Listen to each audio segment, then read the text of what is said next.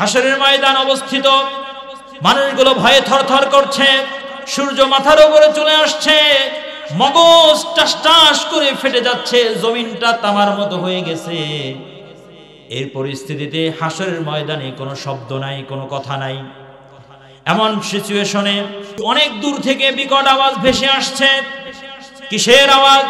আল্লাহ তাআলা কোরআনুল কারীমের মধ্যে জানিয়ে দিয়েছেন, ইযা রাআতুহুম মিন মাকানিন বাঈদিন সামিউ লাহা তাগাইয়ুযান ওয়া যাফীরা। আল্লাহু আকবার। কাল কিয়ামতের ময়দানে অনেক দূর থেকে জাহান্নাম আসতে থাকবে। হাসরের ময়দানে জাহান্নামকে উপস্থিত করা হবে। একটু মনোযোগ দিয়ে শোনেন। আপনার পরনে কোনো কাপড় নাই, সূর্যের তাপের নিচে অবস্থান করছেন, একেবারে ঘামের মধ্যে হাবুডুবু খাচ্ছেন। এই কঠিন সিচুয়েশনে একটা ভয়ঙ্কর আওয়াজ আপনি শুনছেন। কিসের আওয়াজ? জাহান্নামের আওয়াজ। হাসরের ময়দানে জাহান্নামকে নিয়ে আসা হবে। ওয়াজিয়া ইয়াউমাইযিন বিজাহান্নাম, জাহান্নামকে নিয়ে আসা হবে। একদিকে আল্লাহ তাআলা দাঁড়িয়ে থাকবেন, ফেরেশতারা সারিবদ্ধ হয়ে থাকবে। ওয়াজাআ রাব্বুকা ওয়াল মালাকু সাফফান সাফফা, আল্লাহ তাআলা হাসরের ময়দানে আগমন করবেন, ফেরেশতারা সারিবদ্ধভাবে দাঁড়িয়ে থাকবে। এবার জাহান্নামটাকে নিয়ে আসা হবে। জাহান্নামকে কিভাবে নিয়ে আসা হচ্ছে? আল্লাহর নবী বলেছেন, তিরমিজি শরীফের 2573 নম্বর হাদিস, আল্লাহর নবী বলেন, ইউতা বিজাহান্নাম ইয়াউমাইদিন লাহা ৭০,০০০ জিমামিন মা কুল্লি জিমামিন ৭০,০০০ মালাকিন। ৭০,০০০ লাগাম জাহান্নামের মধ্যে পেঁচানো হয়েছে। ৭০,০০০ লাগাম দিয়ে জাহান্নামকে টেনে টেনে আনা হচ্ছে। জাহান্নাম থাকছে না, মানুষগুলোকে খাওয়ার জন্য একেবারে ললাট বের করে দিয়েছে। এই ৭০,০০০ লাগামের, প্রত্যেকটা লাগামের মধ্যে আবার ৭০,০০০ ফেরেশতা আছে। কয়টা করে ফেরেশতা? ৭০,০০০ লাগামের প্রত্যেকটার সাথে আবার ৭০,০০০ ফেরেশতা জাহান্নামকে নিয়ে আসছে। জাহান্নাম ভয়ঙ্কর আওয়াজ দিচ্ছে, মানুষগুলো থরথর করে কাঁপছে। জাহান্নামের একটা গর্দান বের হয়ে জাহান্নাম একটা ঘোষণা দিবে, ইয়াখরুজু উনুকুম মিনান নার ইয়াউমাল কিয়ামা। জাহান্নাম থেকে একটা গর্দান বের হয়ে একটা জাহান্নাম ঘোষণা দিবে। কি ঘোষণা? জাহান্নাম বলবে, আজকে 3 শ্রেণীর মানুষকে আমি ধরবো। 1 নাম্বার হচ্ছে বিকুল্লি জাব্বারিন আনিদ, যারা অহংকারী দাম্ভিক, যারা অহংকারী দাম্ভিক, এদেরকে আজকে আমি ধরবো। 2 নাম্বার ওয়াবিকুল্লিম মাআল্লাহ মান দাআ মাআল্লাহি ইলাহান আখার, আল্লাহর সাথে যারা শিরিক করে তাদেরকে আজকে আমি ধরবো। 3 নাম্বার যারা ছবি অঙ্কন করে তাদেরকে আমি আজকে কি করব? ধরবো। জাহান্নাম এইভাবে আমাদের দিকে আসবে। আল্লাহ রাব্বুল আলামিন এই জাহান্নামকে কি করবেন? কন্ট্রোল করে রাখবেন। কি করে রাখবেন? কন্ট্রোল করে রাখবেন। মানুষগুলো বিচারের ময়দানে ভয়ে থরথর করে কাঁপছে। বিচার শুরু হচ্ছে না, নবীদের কাছে যাচ্ছে, নবীরা শাফাআত করার সাহস পাচ্ছে না। সর্বশেষ আমার নবী, আপনার নবী কি করবেন? আল্লাহর দরবারে সুপারিশ করবেন। আল্লাহ তাআলা একটা পর্যায়ে বিচার কার্য শুরু করবেন। বিচার কার্য শুরু হয়ে যাবে, আমলনামা দেওয়ার পালা। আম্মা জান আয়েশা রাদিয়াল্লাহু তাআলা আনহা একবার কাঁদছেন, একবার কি করছেন? ক্রন্দন করছেন। নবীজি জিজ্ঞেস করলেন, আয়েশা কাঁদছো কেন? তিনি বললেন, জাহান্নামের কথা স্মরণ হয়েছে বিধায় কাঁদছি। আমাদের জীবনটা হচ্ছে অত্যন্ত সংক্ষিপ্ত। অত্যন্ত কি? সংক্ষিপ্ত। পৃথিবীতে যারাই আমরা অতীতে দেখেছি, আজকে তাদেরকে আমরা দেখি না। আপনার বাবা, আপনার দাদা, আপনার দাদার দাদা, তারা একসময় এই পৃথিবীতে ছিলেন। আজকে কি তারা আছে? কেউ নেই। পৃথিবী থেকে আপনাকেও একদিন কি করতে হবে? বিদায় নিতে হবে। চিরবাস্তবতা এটাই, পৃথিবীতে কেউ চিরস্থায়ীভাবে থাকতে পারে না। একদিন আপনার এই সূর্যের কি হবে? অস্তিম ঘটবে। আপনার জীবন নামক এই সূর্য একদিন কি হবে? অস্তমিত হয়ে যাবে। ও যেদিন সন্ধ্যার আগে ডুববে রে তোর বেলা, এক পলকে ভেঙ্গে যাবে সেদিন রঙেরই মেলা। ঠিক কিনা? ও যেদিন সন্ধ্যার আগে ডুববে রে তোর বেলা, এক পলকে ভেঙ্গে যাবে সেদিন রঙেরই মেলা। ও তুমি কারি দিবা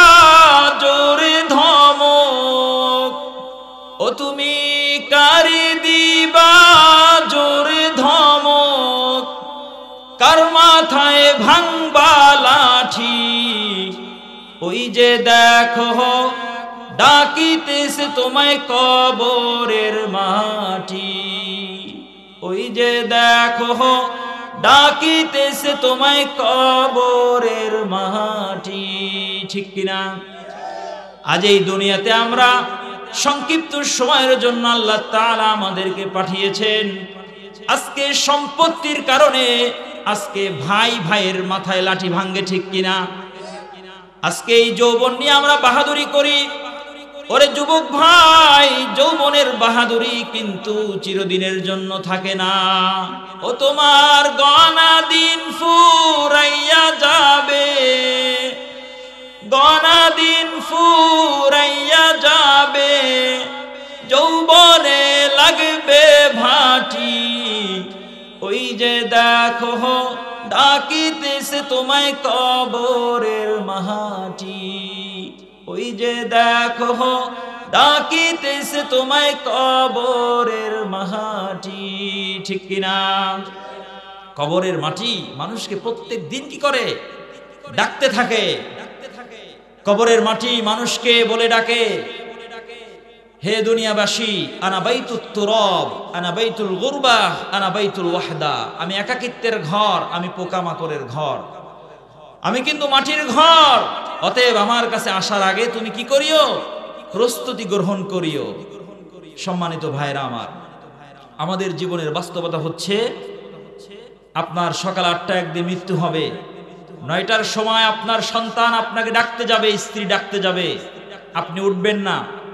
আপনি একটু কল্পনা করুন তো ভাই, আপনার লাশটা নিথর দেহ পড়ে আছে, সবাই মনে করছে রেগুলার যেইভাবে আপনি ওঠেন উঠবেন, 7টায় ওঠেন, আজকে 8টা বেজে যাচ্ছে, 9টা বেজে যাচ্ছে, উঠছেন না, আপনাকে ডাকা হচ্ছে।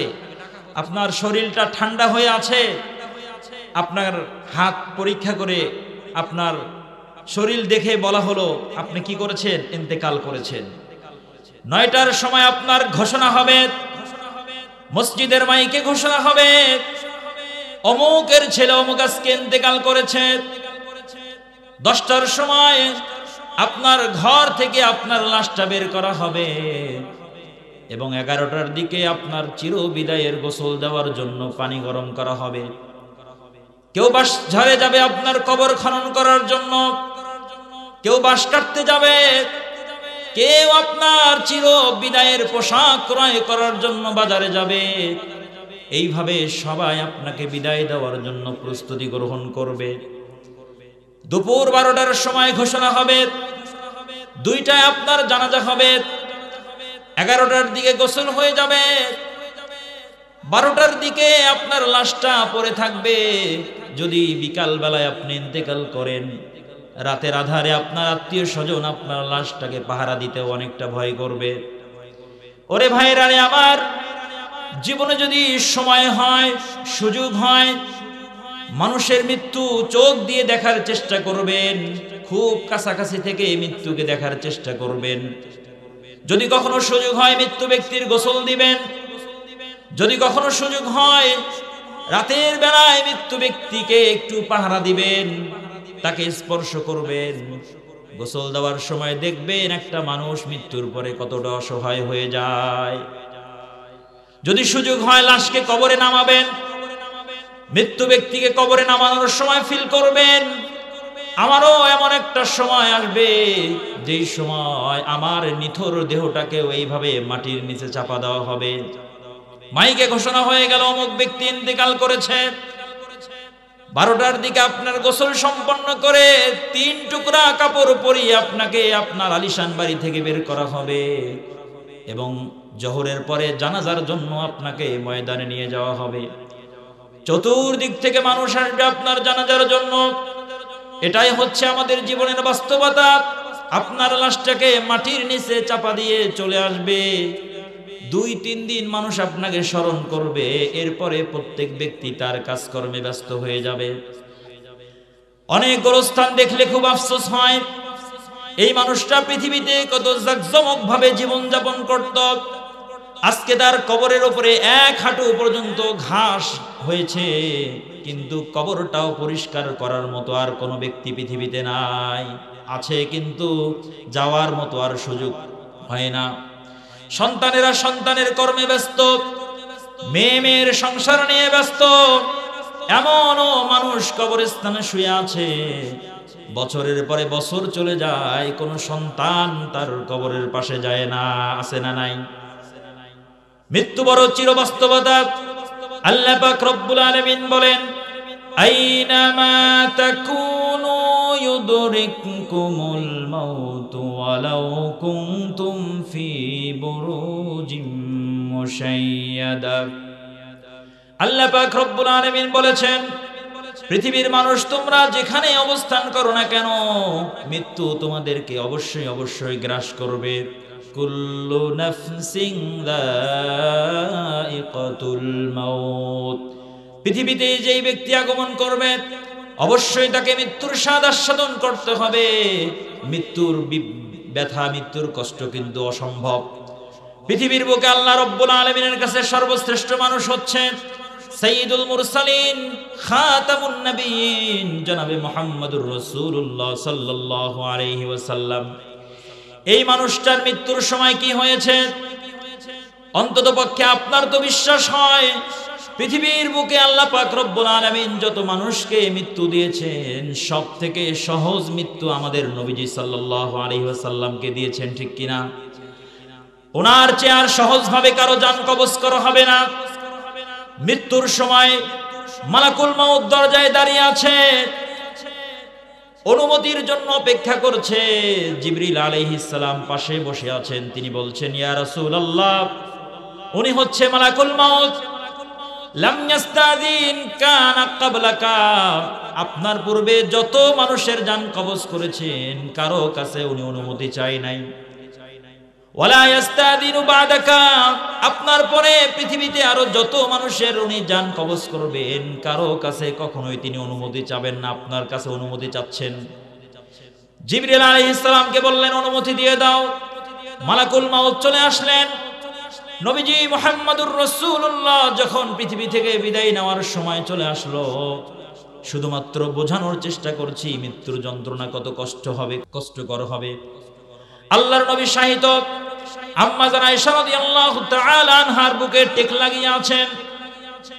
এক বাটি পানি ছিল, পানির মধ্যে হাত চুবিয়ে তিনি তার মুখের মধ্যে এইভাবে পানি দিচ্ছেন আর বলছেন, লা ইলাহা ইল্লাল্লাহ ইন্নালিল মাউতি লাসাকারাত। আমাদের নবীজি বলছেন, আয়েশা আমি বলছি আল্লাহ ছাড়া কোনো মাবুদ নাই এবং অবশ্যই অবশ্যই মৃত্যুর যন্ত্রণা অত্যন্ত কষ্টকর। এই কথা কে বলছেন? নবীজি বলছেন। উনি যদি কষ্ট অনুধাবন না করতেন উনি কি বলতেন? উনি কষ্ট অনুধাবন করতে পেরেছেন। একটা জীবন্ত মানুষের মধ্য থেকে রূহ বের হয়ে যাওয়া এটা চারটিখানি বিষয় নয়। কবর অত্যন্ত ভয়ানক জায়গা। আল্লাহর নবীর সাহাবী হযরত উসমান রাদিয়াল্লাহু তাআলা আনহু ইদা ওয়াকাফা আলা কবরিন ফাবাকা হাত্তা ইয়াবুল্লা লিহিয়াতুহু। আল্লাহর নবীর বিশিষ্ট সাহাবী উসমান ইবনে আফফান রাদিয়াল্লাহু তাআলা আনহু কবরের পাশে যখন দাঁড়িয়ে যেতেন অঝরে ক্রন্দন করতেন, তার কাঁদতে কাঁদতে তার দাড়িগুলো ভিজে যেত। জিজ্ঞাসা করা হলো, তুযকারুল জান্নাতু ওয়ান নার, ওরে উসমান আপনার কাছে জান্নাতের আলোচনা করা হয়, জাহান্নামের আলোচনা করা হয়, ফালা তাবকি ওয়া তাবকি লিমাহা ওয়া লিমাযা তাবকি মিন হাদা। উসমান জান্নাতের আলোচনা শুনে কাঁদো না, জাহান্নামের আলোচনা শুনে কাঁদো না, কবর দেখলে কেন কাঁদো? উসমান রাদিয়াল্লাহু তাআলা আনহু বললেন, আমার নবীজি বলেছে, আল কবরু আউয়ালু মানজিলিম মিন মানাজিলিল আখিরাহ। কবর হচ্ছে মানুষের জীবনের মৃত্যুর পরে প্রথম স্টেপ। যে ব্যক্তি কবরে নাজাত পাবে তার জন্য পরবর্তী ঘাটিগুলো সহজ হয়ে যাবে, আর যে ব্যক্তি কবরে নাজাত পাবে না তার জন্য পরবর্তী ঘাটিগুলো আরো কষ্ট থেকে কষ্টকর হয়ে যাবে। মানুষ যদি কবরে নাজাত পায় বলা হবে, আফরিশুহু ফিরাশাম মিনাল জান্নাহ ওয়া আলবিসুহু মিনাল জান্নাহ ওয়াফতাহু লাহু বাবান ইলাল জান্নাহ। জান্নাতের পোশাক পরিয়ে দাও, জান্নাতের বিছানা বিছিয়ে দাও, জান্নাতের দরজা খুলে দাও, এবং ওই ব্যক্তি কিয়ামত পর্যন্ত জান্নাতের সুখ শান্তি ভোগ করতে থাকবে। সুবহানাল্লাহ। আর যদি কবরে আমরা ধরা পড়ে যাই, সঠিকভাবে যদি উত্তর না দিতে পারি, তাহলে বলা হবে আফরিশুহু মিনান নারি ওয়ালবিসুহু মিনান নারি ওয়াফতাহু লাহু বাবান ইলান নার। এই ব্যক্তিকে জাহান্নামের আগুনের পোশাক পরিয়ে দাও, জাহান্নামের বিছানা বিছিয়ে দাও, জাহান্নামের দরজা খুলে দাও। এরপরে কিয়ামত পর্যন্ত ওই ব্যক্তি জাহান্নামের শাস্তির মতো শাস্তি আস্বাদন করতে থাকবে। আল্লাহর নবী বলেছেন কবরের মধ্যে তাকে এমন ভাবে চাপ দেওয়া হবে এক পাজরের হাড়গুলো আরেক পাজরের মধ্যে ঢুকে যাবে। আল্লাহর নবী বলেন এবং এই ব্যক্তির পাপিষ্ঠ ব্যক্তির কবরের মধ্যে 70টা সাপ নিযুক্ত করা হবে।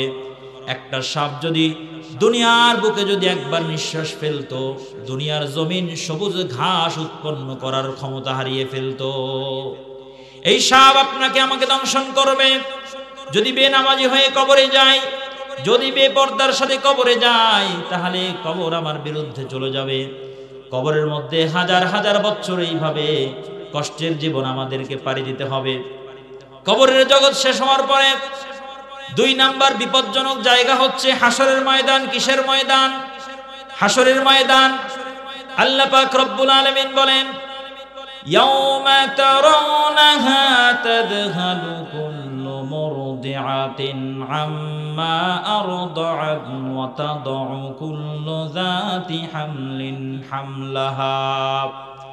আচ্ছা বলেন তো, এই পৃথিবীতে একজন সন্তানকে তার মা যতটুকু ভালোবাসে আর পৃথিবীর দ্বিতীয় কেউ ততটুকু ভালোবাসবে কিনা? ততটুকু বাসবে?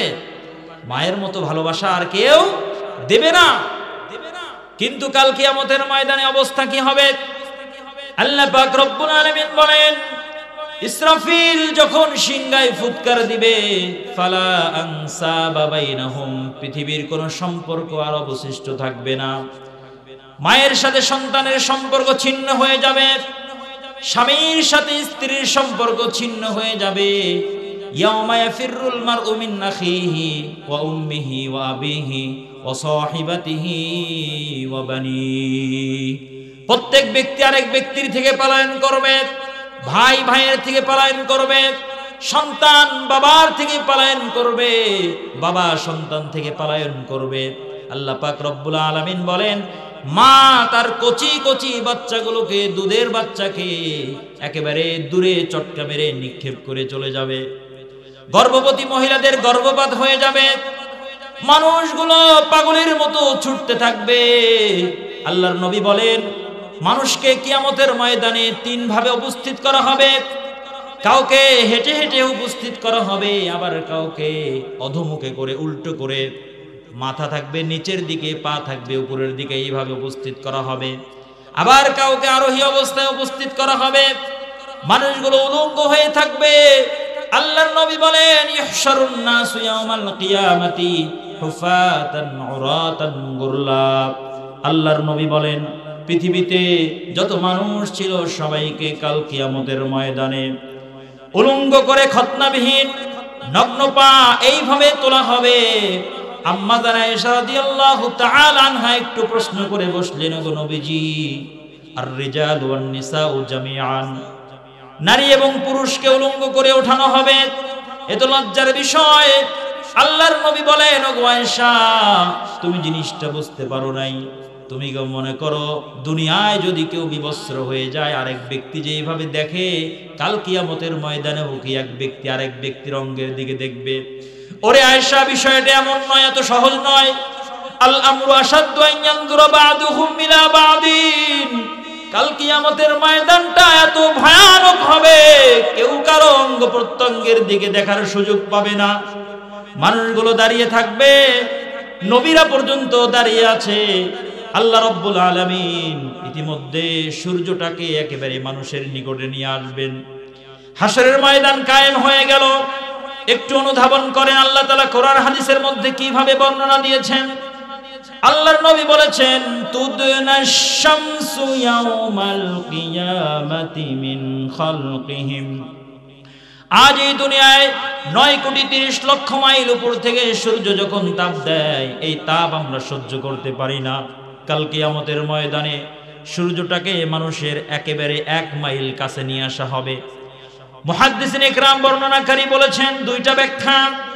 একটা হলো মাইল শব্দের যে অর্থ আমরা বাংলায় বুঝি রাস্তাঘাটের ক্ষেত্রে 1 মাইল 2 মাইল এই পরিমাণও হতে পারে। আরেকটি অর্থ হচ্ছে সুরমাদানির যেই কাঠিটা আছে, সুরমাদানির কাঠিটা কি খুব বেশি লম্বা? সামান্য, এটাও হতে পারে। সূর্যটা এত কাছে নিয়ে আসা হবে, আল্লাহর নবী বলেন ফায়াকুনুন নাসু আলা কদরি আমালিহিম ফিল আরাক, মানুষগুলো কাল কিয়ামতের ময়দানে নিজেদের গুনাহ অনুযায়ী পাপের কারণে ঘাবুডুবু খাবে ঘামের মধ্যে। কোন ব্যক্তির ঘাম হবে টাকনু পর্যন্ত, কোন ব্যক্তির ঘাম হবে হাঁটু পর্যন্ত, আবার কোন ব্যক্তির হবে কোমর পর্যন্ত, আবার কোন ব্যক্তি একেবারে ঘামের মধ্যে হাবুডুবু করতে থাকবে। এই কঠিন ময়দানে আল্লাহ পাক রব্বুল আলামিন 7 শ্রেণীর মানুষকে একটা বিশেষ ছায়াতলে স্থান দান করবেন। আল্লাহর নবী বলেছেন সাবআতুন ইউদিল্লুহুমুল্লাহু তাআলা ফি যিল্লিহি ইয়াওমা লা যিল্লা ইল্লা যিল্লু। 7 শ্রেণীর মানুষকে আল্লাহ তাআলা এই কঠিন পরিস্থিতিতে তার আরশের নিচে স্থান দান করবেন। সুবহানাল্লাহ। একটু খেয়াল করে শুনেন 7 শ্রেণীর মানুষের সংক্ষিপ্ত বিবরণ। 1 নাম্বার ইমামুন আদিলুন, ন্যায়পরায়ণ শাসক। 2 নাম্বার ওয়াশাবুন নাশা ফি ইবাদাতিল্লাহ, ওই যুবক যেই যুবক যৌবনকালটা আল্লাহ তাআলার ইবাদতের মধ্যে কাটিয়ে দিয়েছে। মিরপুরের মধ্যে যেই সমস্ত যুবকরা মাহফিলের আয়োজন করে, মানুষকে কোরআন শোনার ব্যবস্থা করে দেয়, যেই সমস্ত যুবক নিজের চরিত্রকে হেফাজত করে, কাল কিয়ামতের ময়দানে আরশের নিচে আল্লাহ তাআলা তাকে স্থান দান করবেন। 3 নাম্বার রাজুলুন কলবুহু মুআল্লাকুম বিল মাসাজিদ, ওই ব্যক্তি যার অন্তরটা মসজিদের সাথে সম্পৃক্ত থাকে। জোহর পরে আসলাম, আবার কখন আসরের সময় মসজিদে যাব, আসর পরে আসলাম, আবার কখন মাগরিবের সময় মসজিদে যাব। 3 নাম্বার 4 নাম্বার ব্যক্তি ওই 2 জন যারা আল্লাহকে সন্তুষ্ট করার জন্য একে অপরকে মহব্বত করে, ভাই ভাইকে মহব্বত করে, চাচা ভাতিজাকে মহব্বত করে। এই মহব্বত যদি আল্লাহ তাআলার জন্য হয়, তাহলে কাল কিয়ামতের ময়দানে আল্লাহ আমাদেরকে আরশের নিচে স্থান দান করবেন। বলেন সুবহানাল্লাহ। 5 নাম্বার ব্যক্তি ওয়ারাজুলুন দাআতহু মারআতুন যাতু মানসিবিন ওয়া জামালিন। যুবক ভাইরা খেয়াল করে শোনো, আজকে ফিতনায় পড়ে, কোন নারীর চক্রান্তে পড়ে নিজের চরিত্রকে বিনষ্ট করো, কাল কিয়ামতের ময়দানে আল্লাহর নবী বলেন যে যুবককে কোনো রূপসী নারী আকৃষ্ট করলো, নিজের দিকে ডাকলো, নিজের চাহিদা পূরণ করার প্রস্তাব দিল, কিন্তু ওই যুবক যদি বলে ইন্নী আখাফুল্লাহ, আমি আল্লাহকে ভয় করি, আমি তোমার সাথে অন্যায় কাজ করতে পারি না, এই যুবককে আল্লাহ তাআলা আরশের নিচে স্থান দান করবেন। বলেন সুবহানাল্লাহ। এরপরে ওই ব্যক্তি যে গোপনে দান করে, এরপরে 7 নাম্বার ওই ব্যক্তি যেই ব্যক্তি যাকারাল্লাহ খালিয়ান ফাফাদাত আইনা, একাকী নির্জনে আল্লাহ তাআলাকে ডাকতে থাকে, স্মরণ করে, অঝরে চক্ষু দিয়ে পানি প্রবাহিত হয়, গভীর রজনীতে আল্লাহর কাছে দোয়া করে, ওগো মালিক তুমি ছাড়া আমার তো কেউ নাই। এইভাবে আল্লাহকে বলবেন, ওগো আল্লাহ আমি ছাড়া তোমার লক্ষ কোটি কোটি বান্দা আছে, কিন্তু তুমি ছাড়া আমার আর কোনো মালিক নাই। আল্লাহকে যদি কেউ বলে, আল্লাহ তুমি বলেছো কোন ভিখারিকে তোমরা ফিরিয়ে দিও না, আল্লাহ আমি তোমার দরবারে একজন ভিখারি হিসেবে আসছি, আল্লাহ তুমি কিভাবে আমাকে ফিরিয়ে দিতে পারো? এইভাবে আল্লাহর সাথে অন্তরঙ্গ মুহূর্তে কি করতে হবে? কথা বলতে হবে। বলছিলাম সূর্যটা মানুষের কাছে চলে আসবে, হাসরের ময়দান আরো ভয়াবহ। আল্লাহর নবী বলেন একটা পর্যায়ে আল্লাহ তাআলা তার কুদরতি পেন্ডুলি উন্মুক্ত করে দিবেন, পায়ের গসা উন্মুক্ত করে মানুষকে সিজদার জন্য বলা হবে। আল্লাহ রাব্বুল আলামিন বলেন ইয়াউমা ইউকশাফু আন সাকিন ওয়া ইউদআউনা ইলাস সুজুদি ফালা ইস্তাতিউন। আল্লাহ পাক রব্বুল আলামিন বলেন কাল কিয়ামতের ময়দানে একটা সময় মানুষকে আল্লাহর কুদরতি পায়ে সিজদার জন্য বলা হবে, কিন্তু মানুষগুলো আল্লাহর পায়ে সেদিন সিজদা করতে পারবে না। খাশিআতান আবসারুহুম তারহাকুহুম যিল্লাহ, মানুষগুলো লজ্জায় তাদের মাথাগুলো নিচু হয়ে যাবে। কেন? দুনিয়ার বুকে নামাজের জন্য তাদেরকে ডাকা হতো, কিন্তু সুস্থ থাকা সত্ত্বেও তারা মসজিদে আল্লাহর দরবারে হাজির হতো না। এমন মানুষ আছে না নাই? নামাজ আদায় করে না। আল্লাহর নবী হাদিসের মধ্যে বলেছেন, এই সমস্ত মানুষ যারা নামাজ পড়ে কিন্তু মানুষকে দেখানোর জন্য পড়ে, অথবা নামাজই পড়ে না, আল্লাহর রব্বুল আলামিনের কিয়ামতের ময়দানে যখন কুদরতি পায়ে সিজদা দিতে যাবে, ফায়াউদু যহরুহু তাবকান ওয়াহিদা, ওই ব্যক্তির পিঠটা একেবারে কাঠের মতো শক্ত হয়ে যাবে, আল্লাহকে সিজদা দিতে পারবে না। এই জন্য দুনিয়ায় থাকতে নামাজ পড়ার প্রয়োজন আছে না নাই? নামাজ যদি না পড়ে মৃত্যুবরণ করেন, আল্লাহর নবী বলেন, মান তারাকা সালাতান মুতাআম্মিদান ফাকাদ কাফারা, যে ব্যক্তি ইচ্ছাকৃতভাবে নামাজ পরিত্যাগ করে সে আল্লাহ রাব্বুল আলামিনের সাথে কুফরি করে মৃত্যুবরণ করলো। এই জন্য নামাজ পড়ার দরকার আছে না নাই? আল্লাহ রাব্বুল আলামিন কিয়ামতের ময়দানে সর্বপ্রথম মানুষের থেকে নামাজের হিসাব নেবেন। কিসের হিসাব নেবেন?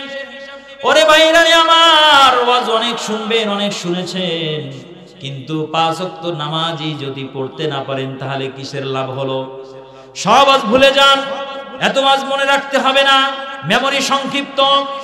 একটা শুধু কথা মনে রাখবেন, আল্লাহ পাক রব্বুল আলামিন যতদিন হায়াত দান করবেন ততদিন 1 ওয়াক্ত নামাজও আমরা আর কেউ পরিত্যাগ করব না, ঠিক কিনা? দুনিয়া থেকে চলে যেতে হবে, এটাই বাস্তবতা।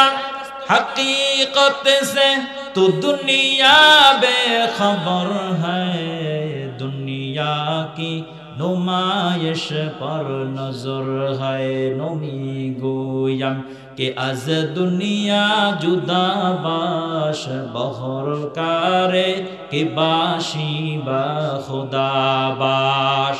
এই জন্য ইবাদত বন্দেগী করতে হবে কিনা? যুবককালে যৌবনকালটাকে ইবাদতে কাটাইতে হবে।